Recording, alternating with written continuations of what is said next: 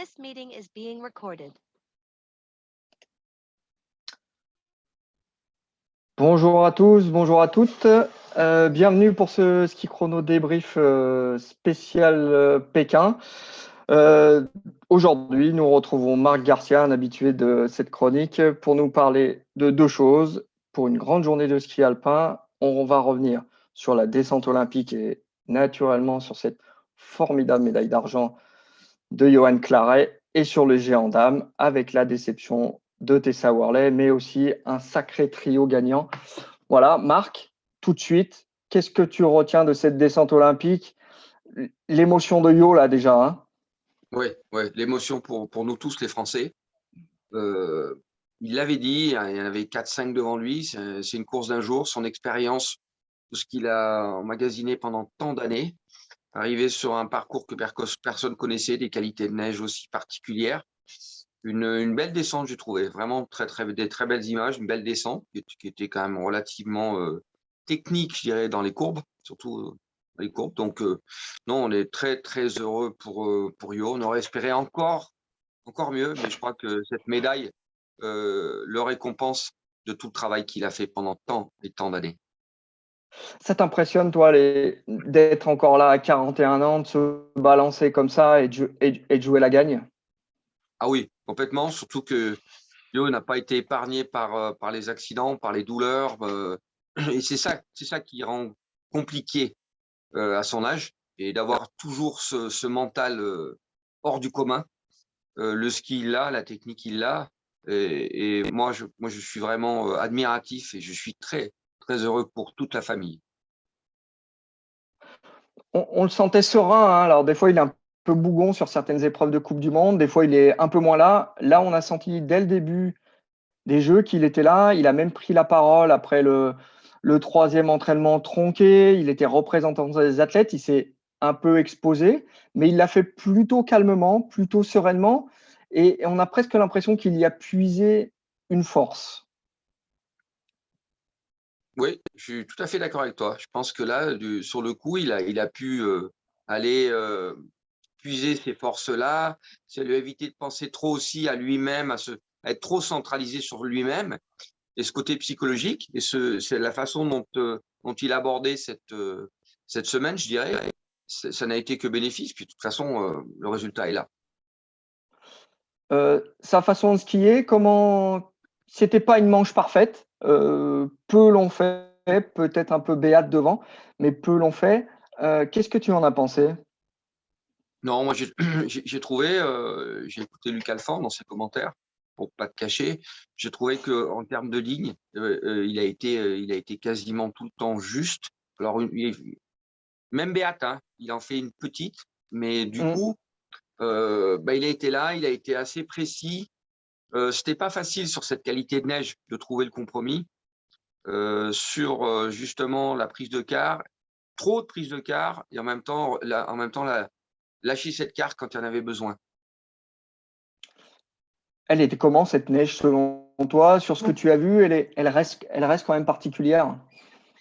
Ouais, c'est des neiges, d'abord, tout le monde l'a dit, température de neige très, très froide ces derniers jours, et toujours très, très froide. Une hygrométrie relativement basse, c'est-à-dire à 50%, 45-50%. Donc, c'est des neiges artificielles qui ont tendance aussi à se lustrer malgré tout. Et je crois que les informations de son technos avaient bien précisé qu'il est resté sur des skis très, très affûtés, ce qui n'est pas toujours facile. Et qu'apparemment, aujourd'hui, pour pas citer, c'est quand même un triplé aide. Hein. C'est un triplé aide aujourd'hui. Hein. Alors, ils ont les skis, ils ont les pilotes. Justement, on se retrouve avec un podium vraiment XXL. Beat Feuz, Johan Claret, Matthias Mayer. Honnêtement, c'est difficile de faire plus lourd. Hein. C'est vrai. Il manque. Je pense que tout le monde avait mis un billet aussi sur Kildé. Hein. Et bon, on a vu que effectivement, c'est dans les 10 meilleurs. Hein, on en parlait hors antenne, les 10 meilleurs. Dans les 10, ce sont les meilleurs du monde qui sont là. Donc, comme quoi, cette piste, aujourd'hui, les qualités de neige, avec pas du tout de vent, je crois que c'était un magnifique spectacle pour nous tous. On parle beaucoup d'adaptation, définitivement, les meilleurs sont devant. Ils ont su s'adapter à faire une descente olympique sur deux, allez, on va dire trois, deux entraînements, ce qui est quand même, voilà, il n'y a pas de passagers clandestins dans le top 10, c'est que les meilleurs mondiaux qui sont aux avant-postes, hein. C'est vrai, c'est vrai, c'est vrai. Avec la seule problématique que tout le monde a eue, c'était la recherche du meilleur matériel sur ses qualités de neige, sur cette course d'un jour, sur ses températures aussi. Donc, ça a été, non, moi j'ai adoré. Vraiment une belle, très, très belle épreuve. Et puis un Yo qui a cru en lui et qui n'a jamais rien lâché, la preuve. Donc, vraiment, Guy Claret, la famille là-haut à Tignes, j'imagine pas Ouais. le plaisir. Ouais, on a reçu aussi on les a appelés, toute la famille après. Monique, la maman, qui n'ose toujours pas regarder les courses de son fils. Alors, on se met à la place d'une maman descendeur, ça doit être quelque chose de si particulier avec le risque. Mais l'émotion du clan Claret était clairement au rendez-vous, hein. Ouais, c'est vrai, le papa, tu es moniteur de ski. C'est vraiment la passion absolue là-haut. Et puis toute la station de Tignes, qui ont toujours été derrière lui. Donc, vraiment, je me mets à leur place ce soir, ça va bien fêter tout ça. Les autres Français l'appellent gentiment papy, le chambre un petit peu, le bouscule un petit peu, mais l'admire énormément. Qu'est-ce que tu as pensé des autres Français? Bah, moi, je crois que Musaton nous fait une belle course. Pareil, il fait une petite erreur. Musaton fait une belle course. Blaise passe un petit peu au travers, j'ai l'impression. Mm. Peut-être pas les bonnes sensations, justement, par rapport à un choix de ski qu'il a fait par rapport à la qualité de la neige. Et surtout, Mathieu Bellet qui nous fait une course exceptionnelle avec ces deux méga, comme on dit dans le jargon, des méga grailles et qui lui ont coûté, on l'a vu avec beaucoup de pleurs et de tristesse, qui lui ont certainement coûté aussi peut-être un podium et d'être avec Johan. Et ça, bon, ça fait partie malheureusement du jeu. Il a tout tenté, il a tout essayé. Et puis il est allé au tapis, quasiment. Après la descente, il a fallu se remettre de ses émotions assez vite et basculer sur le géant des dames. Ouais. Euh, Qu'est-ce que tu en as pensé? Sarah Hector, elle est sur une autre planète depuis le début de saison, alors que ça faisait des hivers entiers qu'on la voyait plus. C'est vrai, elle était passée un peu au travers et là, elle est revenue cette année. Bon, ces neiges froides, ces neiges un petit peu sèches, de temps en temps, il les retrouve en Suède. Mais bon, elle skie divinement bien. Moi, j'ai trouvé un géant, par contre, une piste tracée assez dans l'axe, avec un géant très court, hein. On est en dessous de la minute sur les Mm. deux manches. Ça me paraissait un géant assez dans l'axe, assez particulier. On a vu certaines, évidemment, faire les fautes, hein, Chiffrine intérieure et l'américaine aussi, qui, à mon avis, se blesse sérieusement. Mais Ryan, bon, ouais. Mm. encore une fois, moi je dirais Hector est là, Brignon qui nous claque son meilleur géant de la saison, tout simplement. Ouais. Euh, puis notre Tessa nationale, je pense que ça allait être ta question. Ouais, c'est ça. Juste avant Tessa, il y a quand même parmi les grandes Lara Goutte Oui, qui est aussi sur le podium. Oui, Tessa. Alors on ne sait plus quoi penser de Tessa avec les jeux. Certains vont vite faire le raccourci d'une forme de malédiction. Tessa n'a pas forcément très bien skié la première manche. Elle était encore dans la course. Et puis, il y a cette faute, cette chute dans la deuxième, a priori, sans trop de gravité, une bonne contusion. Elle a pris quand même une bonne tonche.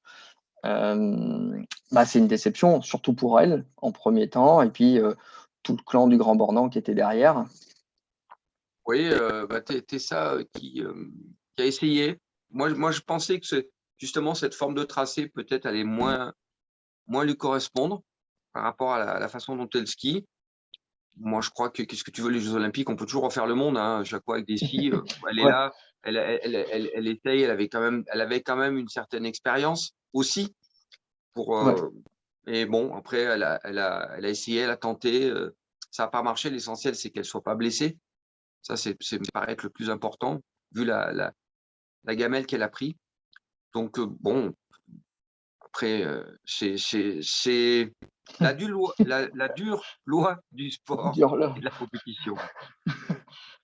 Ouais, c'est exacerbé sur les jeux, hein. C'est les fameuses courses d'un jour où tu peux tout gagner et puis ne rien gagner. Et en ayant ça empêche pas, ça enlève pas tout ce qu'elle a déjà fait avant et sûrement ce qu'elle arrivera encore à faire après.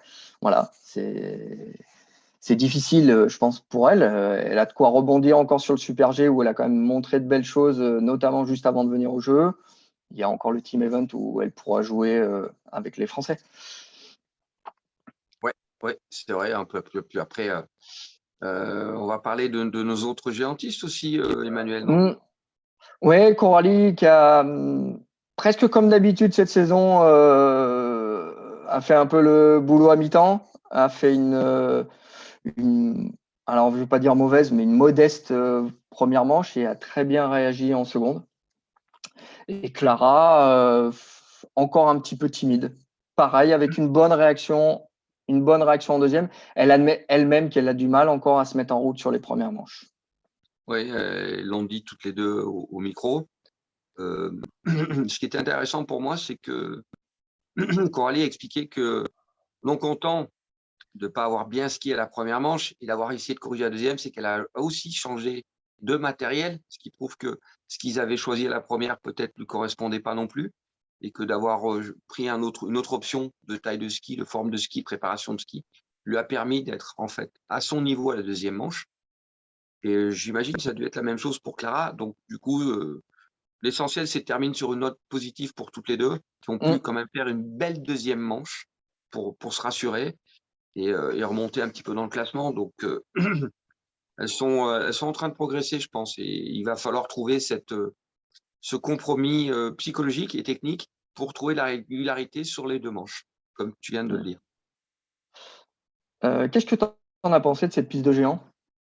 Moi, j'ai trouvé un géant. Alors, on pourrait dire au départ, le coach, il est là, c'est un sprint, 57 secondes, pour des beaux, un terrain assez varié, qualité de neige, encore une fois, particulière, mais j'ai trouvé une piste très, très courte pour un géant.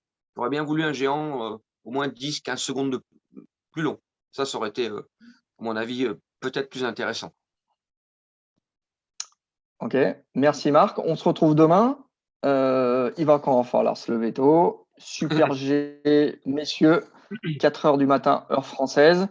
On fait quoi? On reprend les mêmes heures, commence de la descente ou c'est une seconde chance pour, pour les, pour les descendeurs? Les techniciens comme Pinturo vont pouvoir se mettre en piste. Et comment tu vois ça? Moi, je pense que on a vu cet hiver, il y a une certaine variabilité en fonction des rayons de courbe, notamment comment va être tracé le Super G pour demain. Ça, c'est le point d'interrogation. Moi, j'attends veille de voir quand même notre Odermatt, le Suisse, Ouais.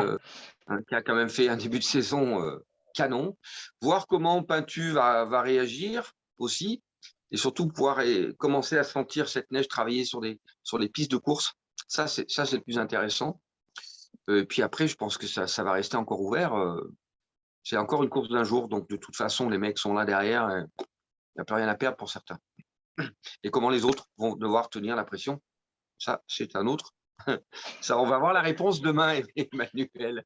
Mais est-ce qu'on peut se permettre de dire que demain, on aura un invité exceptionnel avec nous?